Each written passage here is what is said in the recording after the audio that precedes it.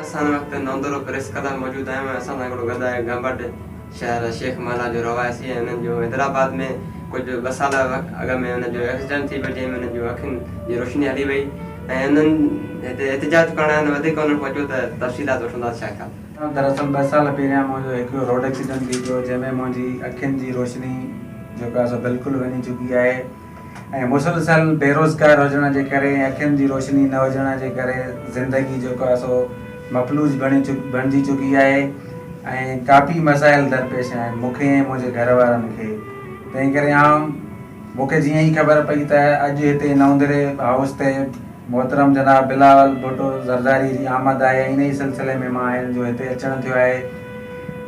वज़ीर आला सिंध ऐं पाकिस्तान पीपल्स पार्टी जे चेयरमैन बिलावल भुट्टो ज़रदारीअ खे अपील थो कयां त मूंखे माज़ूर कोटा में काई सरकारी नौकिरी ॾिनी वञे त जीअं पंहिंजे घर जो मसइलो ऐं पंहिंजी ज़िंदगीअ जा मसाइल कुझु घटाए सघां।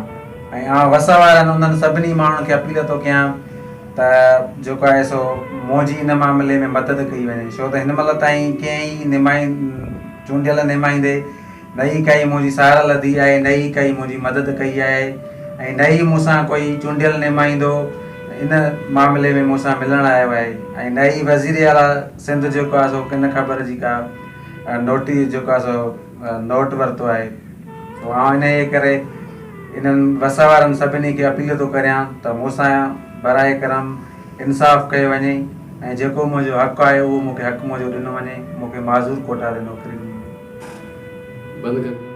नाज़रीन, हे वो मौज़म हुसैन मंगणहार गंबट शहर शेख माला जो रवासी है। हिननि हिते नौंदरो हाउस ते आया आहिनि। हिननि खे हिते काई बि बिलाल भुट्टो साहब सां मिलण लाइ हिते हुननि खे काई बि मोट न मिली ऐं पोइ अची हिते नौंदरो प्रेस क्लब ते ताईं थिया ऐं हिते एहतिजाज कई। मां इमाम अली खाखराणी, नौंदरो प्रेस क्लब, नौंदरो न्यूज़।